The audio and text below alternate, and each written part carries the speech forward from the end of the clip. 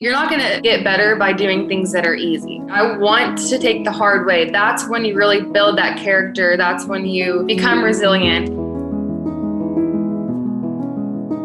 There's almost no elite performer that doesn't also have some sort of physical practice. I'm Ryan Holiday. I've written a number of books about STOIC philosophy. I've been lucky enough to speak to the NBA, the NFL, sitting senators, special forces leaders. But wherever I go, I'm always looking for the practices or habits that allow people to be great at what they do. Like I was saying, they almost always have a physical practice, like whether it's a meditation practice or a weightlifting practice, whether it's stand-up paddleboarding or distance running, there's some physical thing that they do that they bring back to their work. And that's what I want to share with you today, some secrets from top performers that allows them to do what they do.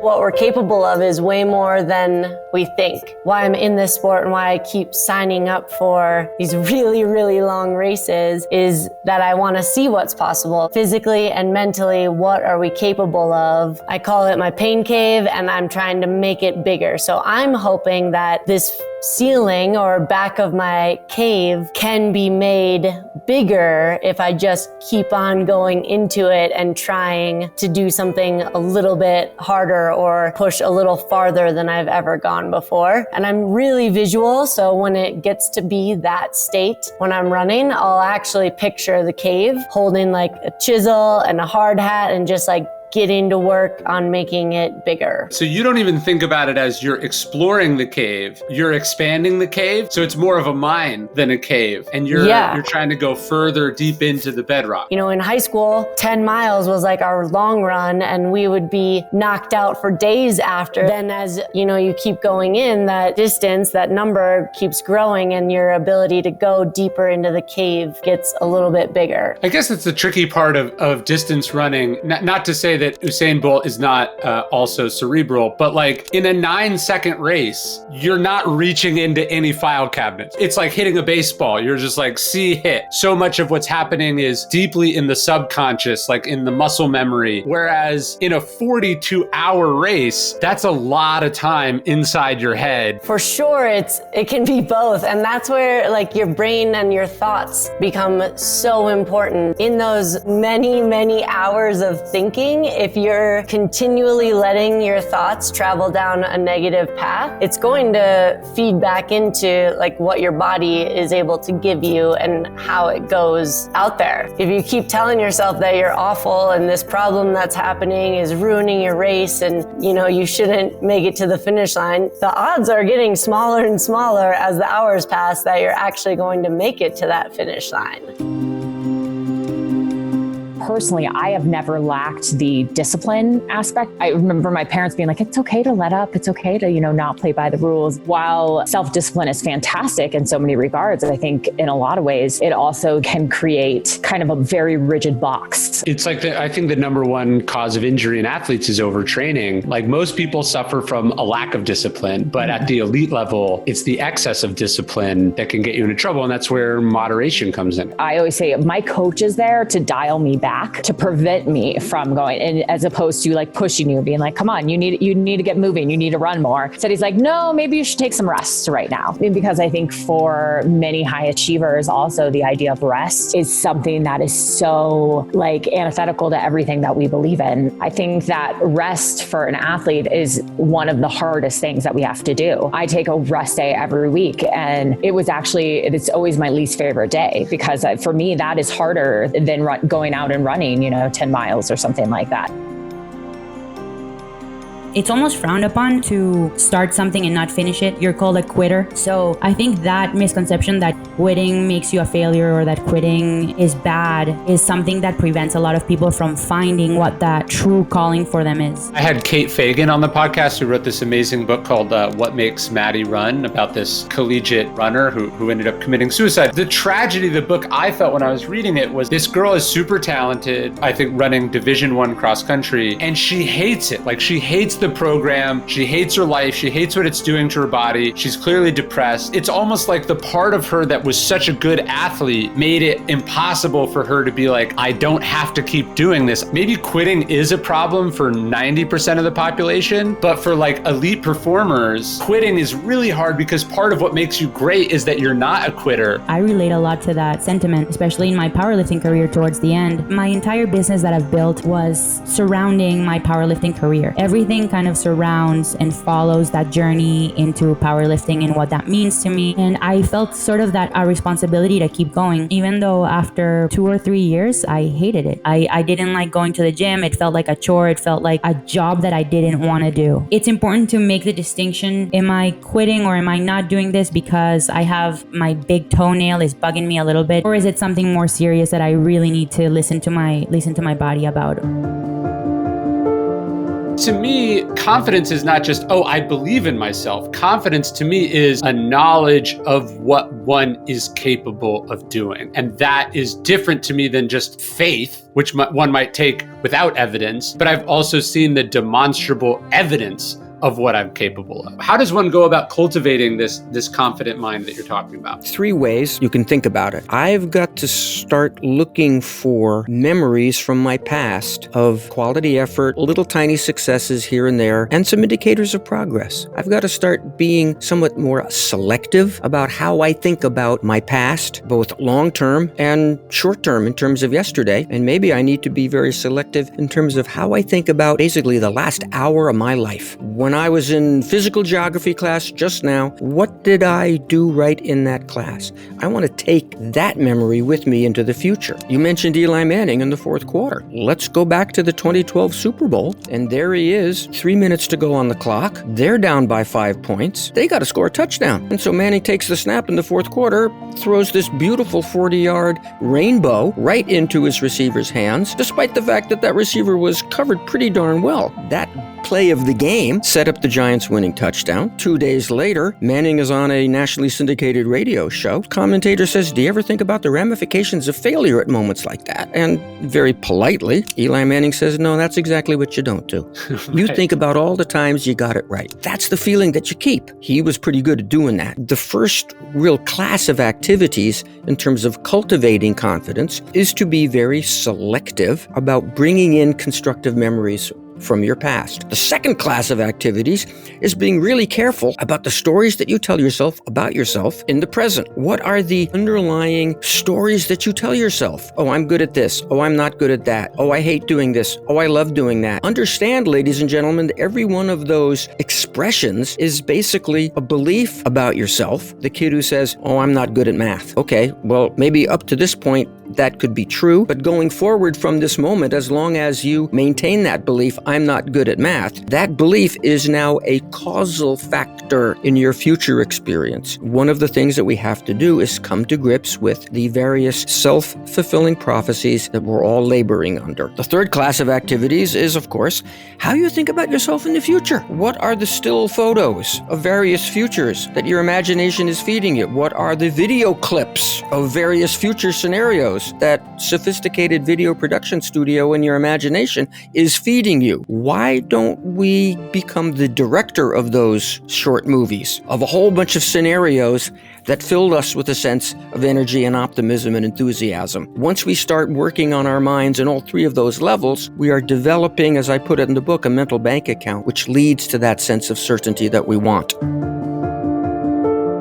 So the other thing the Stoics talked about, and they tended to use boxing more as the analogy, but I think they also use like lifting heavy things, which is this idea that life throws obstacles or difficulties at us, just like in the boxing ring or on the wrestling mat, you're paired with a sparring partner. And Epictetus says, like, you shouldn't bemoan the fact that it's hard. You should say, this is how you become world class. Or he says, this is how you become Olympic class material. It's by having strong sparring partners. So how do you think about maybe this injury that you're going through through, or just the difficulties you've gone through as your career, has that made you a more resilient athlete? Oh no, I totally think so. It's kind of one of those things that like, you're not going to get better by doing things that are easy. Like I want to take the hard way. That's when you really build that character. That's when you become resilient, is going through tough times. I dislocated my elbow on the world stage, and like a lot of people may think it would be really easy for me to just, I've done 7 times at the games, that's good. But instead, I'm so excited to get back there because I know that I'm going to be better than I ever was. Just kind of taking those hard circumstances and flipping them into a positive, to where I'm going to use this to make me the best athlete that I've ever been.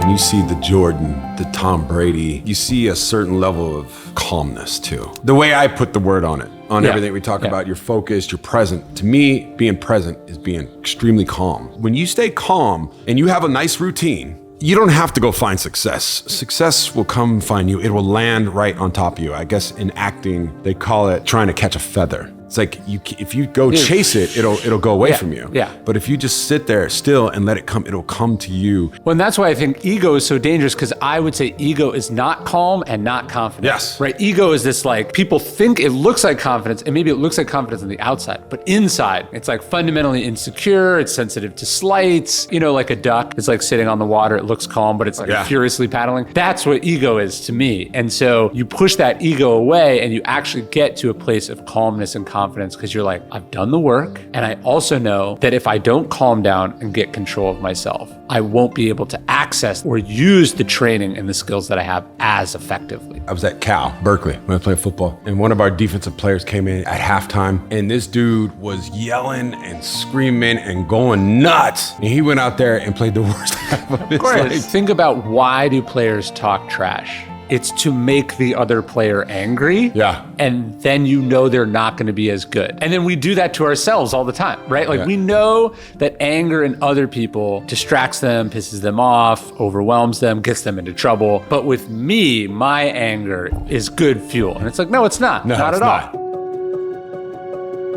Keep the main thing the main thing. What does that mean, and how do you guys actually apply that? So number one would be, if we all come in to help the Rams improve at football. What that leads to, what we're hoping is, right, some version of a Jim Collins flywheel effect, a snowball effect, where we just keep rolling the snow and the ball gets bigger and bigger and bigger. In the entertainment business, the neat thing is, what keeps professional sports rolling is maybe the drama that takes place in between the games. Whether one person likes this color and the other person likes that color, one person voted for this politician, the other. That's not the main thing. Is it like that the organization has the main thing of like, get better at football, and then does each subsequent person have their own main thing? Everyone has a specific role. They know that role. They understand that role. And it can also help individuals determine, wait a minute, this isn't a role that truly fulfills me, so maybe I better go look somewhere else.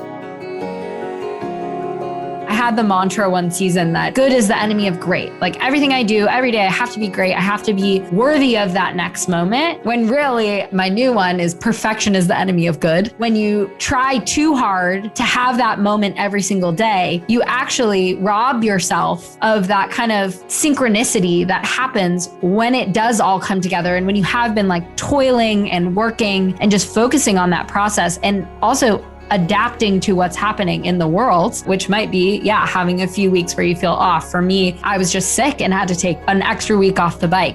Those things happen, and it's not going to be perfect. But oftentimes in my career, when I really analyze what's happened in those kind of like big, amazing moments, there will often be a few things that I look back on, like 2018 when I won the world championship. I actually hurt my knee in June and I took 2 weeks off. At that moment of winning worlds, I said, man, I'm so glad I hurt myself. I had this break. I ended the season so energized. But in the moment, it felt like my career was ending. Having that kind of long view and trusting that process is so much easier said than done, but it is really kind of the crux of making those moments possible.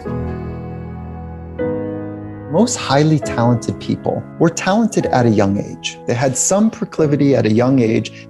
I'm talking more about the sport world than business. Sure. And as a young age, what most people do is that they're supposed to form their identity. But if the identity is almost infused with the thing that you do, then your identity is mapped to your outcomes. Sure. And you have this below the conscious surface that I am what I do. And I think a big part of my work in high performing environments is to help people. This is like decouple who you are from what you do. And it's so intertwined. That's why the fight, flight, freeze mechanisms are on full tilt for people prior to walking on stage or prior to getting on the mound. Those true brain mechanisms that are responsible for survival are on point when there's nothing of real threat, physical threat. The only thing on threat, whether you're on the mound or on the stage, is other people's opinions. It's not that you don't identify with what you do, but your identity is not just that. When you pull apart what you do from who you are, the work is to say, well, who am I independent of what I do? It's that part of you that's the same as when you were 30, that you were 3 or 13, like, who am I? And then the thing that I do ends up becoming the way I'm expressing my craft and expressing my philosophy and expressing my psychology. There is a difference between the brain and the mind. The brain is like the hardware in a computer, and the mind is like the software that runs the hardware. It doesn't quite hold up when you really pull on the science of it, but it is interesting to think about, like, okay, you were born with some hardware, but who programmed your software? I hope you like this video. I hope you subscribe. But what I really want you to subscribe to is our daily Stoic email. 1 bit of Stoic wisdom, totally for free to the largest community of Stoics ever in existence. You can sign up at dailystoic.com/email. There's no spam. You can unsubscribe at any time. I love sending it. I've sent it every day for the last 6 years, and I hope to see you there at dailystoic.com/email.